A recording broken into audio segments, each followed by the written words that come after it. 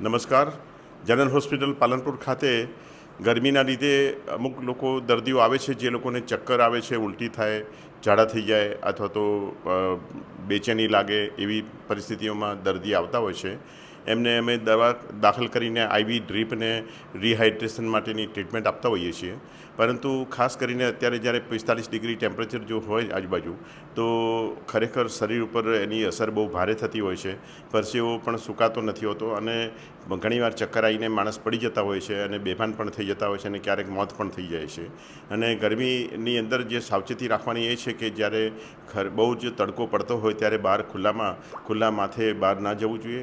અને સાથે સાથે જો તમે બહાર જવું જ પડે તો ખરેખર પાણી વધારે પીવું એ વધારે જરૂરી છે. ડિહાઇડ્રેશન જો થતું હોય તો હાઇડ્રેશન કરવા માટે પાણી વધારે પીવું, લીંબુનું શરબત છે કે કોઈ પણ જાતના પ્રવાહી પીવા સલાહભર્યું છે. રૂટીન દર્દીઓ કરતાં અત્યારે જે ચક્કર આવવું, પડી જવું અથવા તો બેચેની થવી, ઝાડા થઈ જવા, ઉલટી થઈ જવી એવા બધા દર્દીઓ આવતા હોય છે.